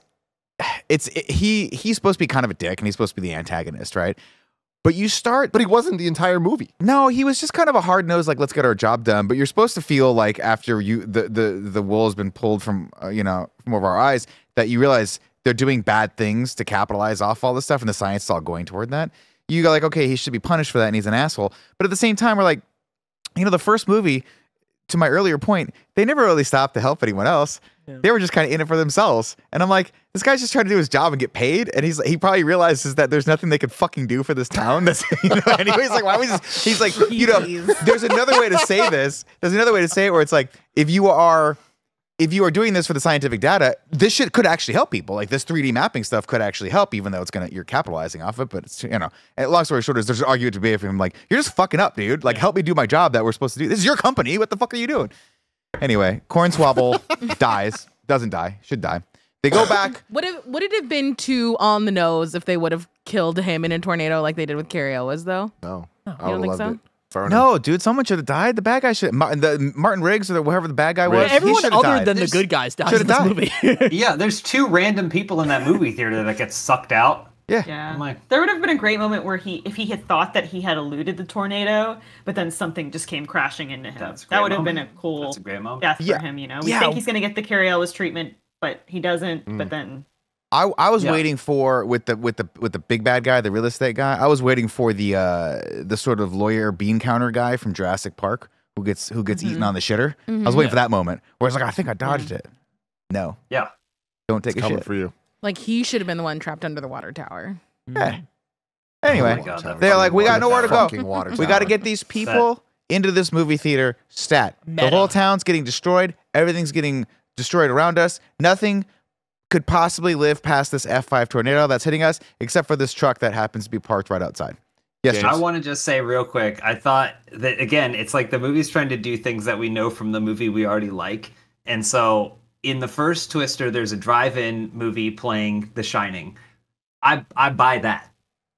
This movie had an all-day monster movie marathon Universal. with Frankenstein on the poster. Dark universe. Yeah. And I go, the only reason this makes sense is that nobody's in that fucking theater.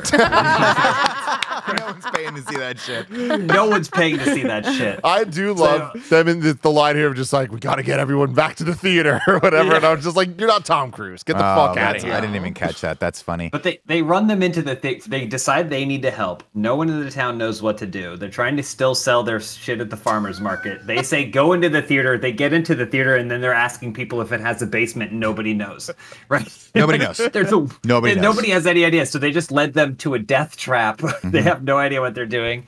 Glenn Powell gets trapped under that streetcar. He gets trapped in And the then streetcar. Anthony Ramos gets his redemption where he comes back and helps with the leverage that we've already learned. But here's the thing. He wasn't there in the beginning of the fucking the leverage movie thing. when they did Yeah. the leverage thing. He heard it on the radio. He was 30 miles You're away. right. You're fucking right. He has the data, They though. didn't even remember who did that. They got the other guy That's wrong because it was the boyfriend who did the hilarious. leverage. And he's like, leverage, we got to use leverage. And I thought she was going to remember. She should have been the one, 100%. She would have been like, oh, would've been he's smart. dead, but he left this thing. And She now should I'm have gonna looked use the over thing he and the taught me." ghost of Zachary Levi should have.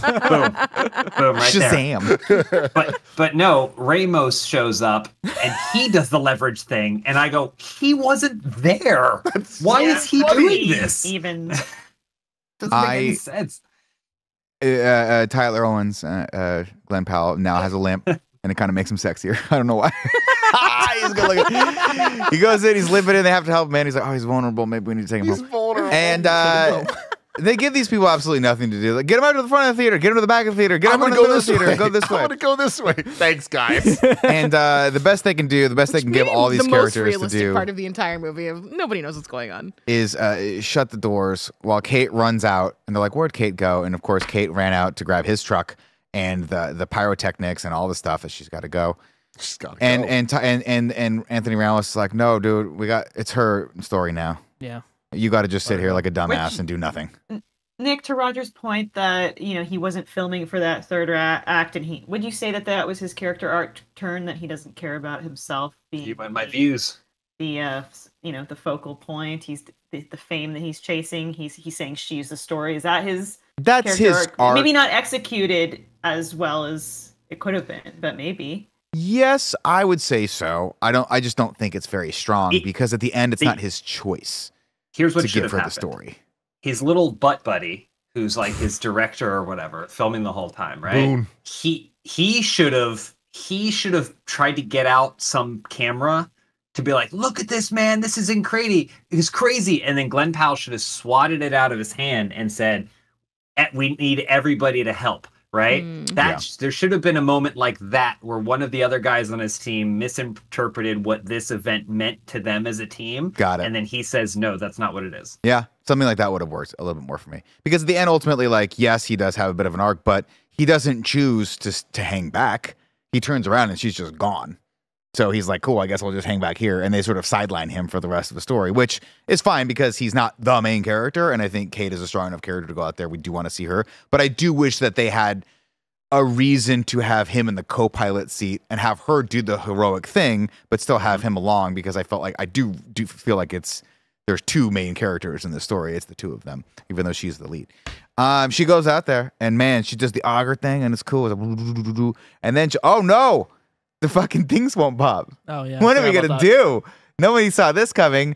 We'll just hit the button harder, and then they pop. And we're like, oh, thank God. At least they set that up tough. 15 times in this They movie. really did. God. They really did. Again, a moment of you're talking about like the meta-ness of these action scenes. Usually when you have multiple characters, you have to give them multiple things to do. But since she was the only person there, what's she gonna do? Climb out of the fucking window and like, we're done. We're already tired by the time we get to this. But we're cutting back and forth between the theater just getting ripped apart and like, I gotta say, I kind of dug this. Like, it wasn't the coolest thing ever, but like, I liked the being in a theater, watching the screen, the way that they shot it, seeing the screen get pulled. I was like, that was sick. They're kind of good at what they're doing here. And the girl Lily that was like almost about to die, I was like, I don't want her to die. Yeah. And when she like survived, I was like, that's good. I like you. And thank God Glenn Powell has those big muscles. He does, man. And they showed him off real well. He's a big dumb stick, but I guess he can hold on to someone long enough for her not to get sucked out, so that that's all he's going for in this act. Guys, as that happened, I had the most insane theater experience. You shit your pants. You can possibly imagine, everybody. Tell me everything. So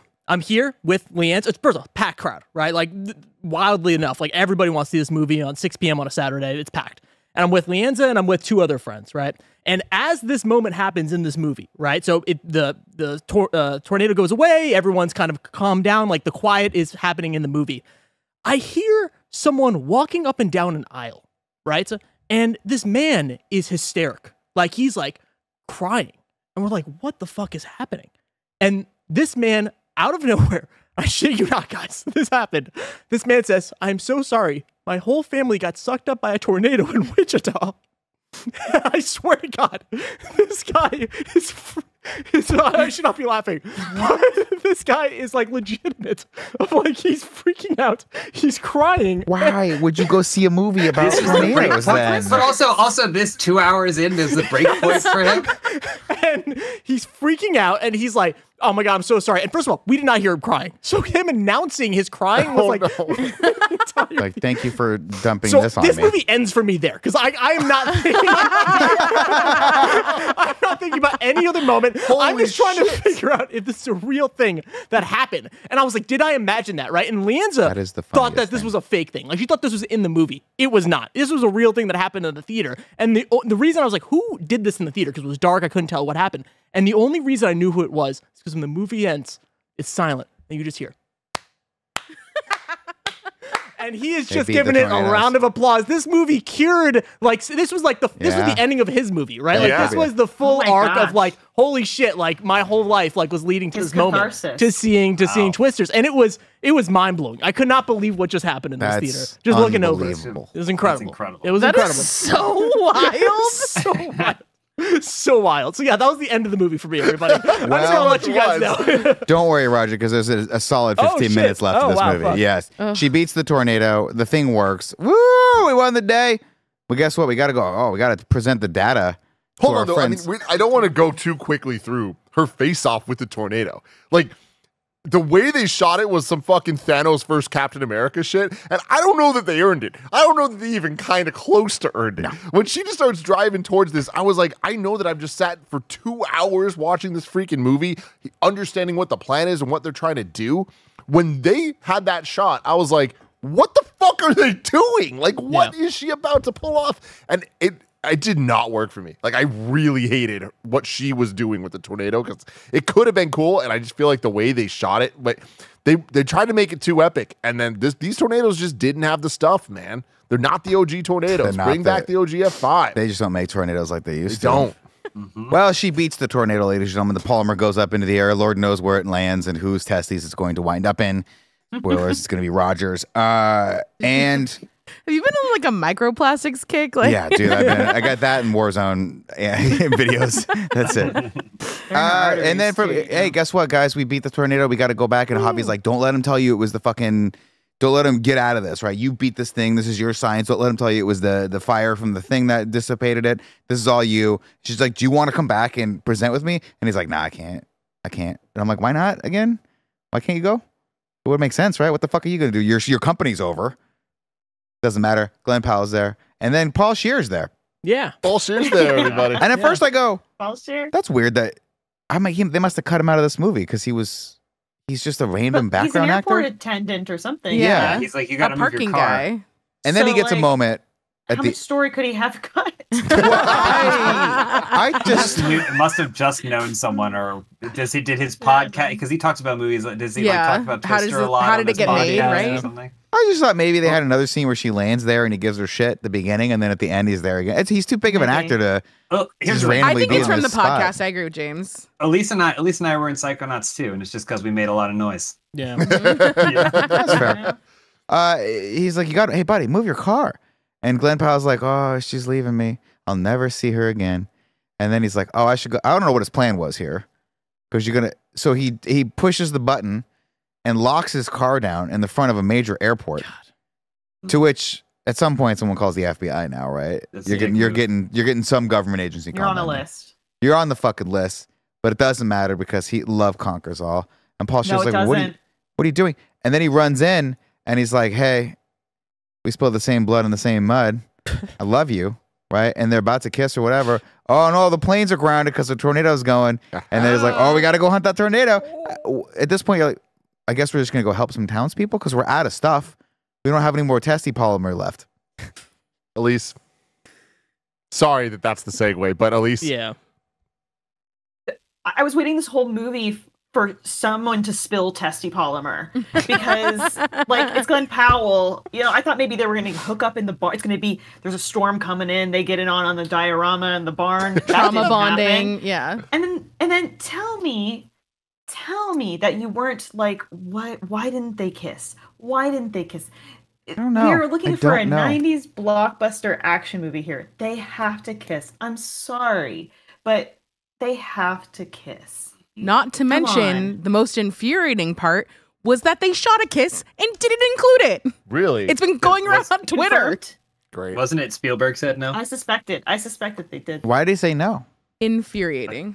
It's a Who weird. told me that? I It thought was you a weird told me that. choice. Well, they wanted to leave it open. Maybe Anthony Ramos, wins out at the end. Little throuple you know? situation I'm Little challengers throuple.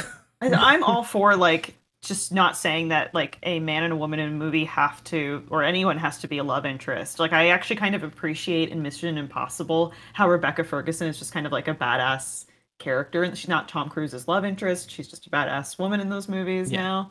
But it was just this movie was giving us nothing that I was like, you at least have to have them kiss. Come on. Yeah, the whole movie is building the romantic tension. Again, maybe somebody watched that movie back and was like, these two have zero chemistry with each other, so we don't need them to kiss. I don't think digress. I agree with that. I Yeah, digress. same. I think Kiss No, they the were fucking fine. Glenn tornado, Powell has guys. chemistry with everyone. It's because Yes, there's chemistry with already no a one. better version of this movie, and they were like, they kiss at the end of Twister, so they can't kiss at the end of Twisters. That's like the only, like, there's no logic behind it. It's like, they did this and this, so we have to do the B version of it, or whatever. And it's wrong. It's wrong. Because everything about that movie leads you to believe that they will kiss in the end. They should have kissed in the barn. It would have given the barn something to do. Yeah. This is the Barn barn as a needed more. character. Something to do. There should have been a graphic sex scene.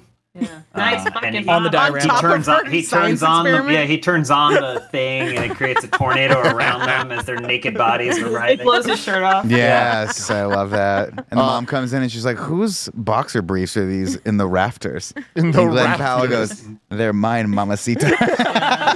And then in the credits. His belt's caught on the wind vane. Which is Oh my god. The credits we get a whole bunch of little teases of what might happen in the future. Yeah. Did you guys watch this or No. pay attention or care I was at all? staring at the guy. I don't know what's happening. The three of them like form a team together. Yeah. What? Yeah. Oh yeah, Like, like they're the tornado business. Yeah, like the they're radar doing a tornado business. Did we business. watch that? Did we leave? It's just like when they show their names, right? Like Yeah. it's like Yeah. news clippings or whatever. Yeah. And then the journalist gets a tattoo of the logo on his arm.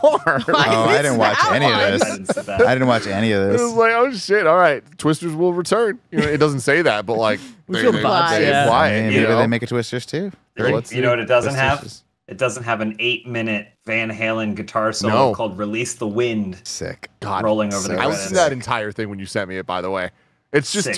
too damn good. Yeah, it didn't. And at the end of the day, I think I've said this 3 times about different things. My biggest disappointment about this film is watching Twister 1 last week, and pretty early in the movie, there's twisters. There's 2 of them.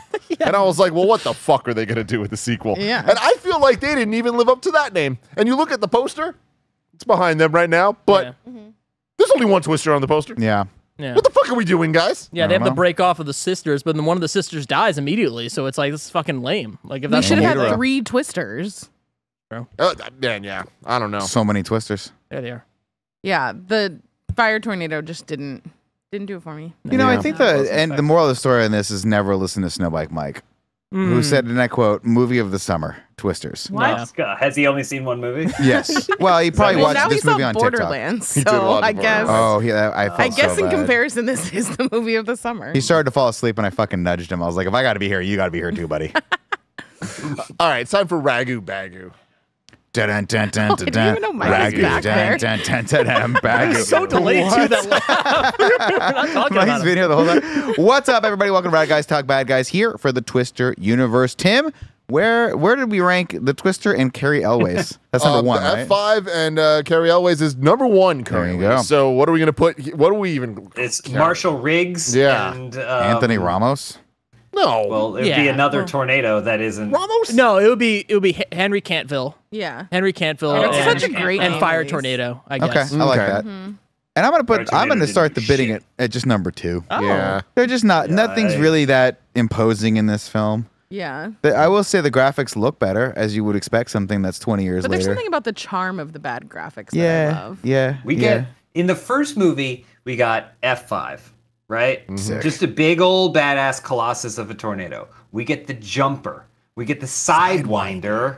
We get the water spouts, 2 of them, Yeah. right? We get so many different kinds of tornadoes. In this one, we got nothing.